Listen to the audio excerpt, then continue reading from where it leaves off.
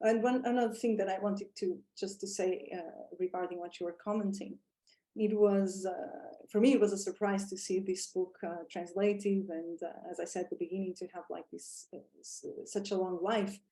But of course, this is a very universal subject, and I think this is why, because you know, people feel like this everywhere, wherever they are.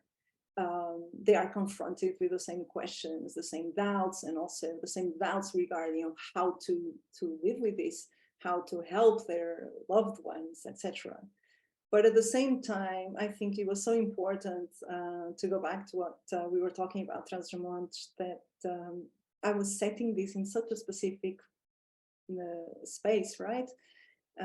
There's this whole thing about, you know, writes about your own village. And I think it was the fact that I was writing it in such a place, and also being often specific, although in the first part of the book, I never named the places,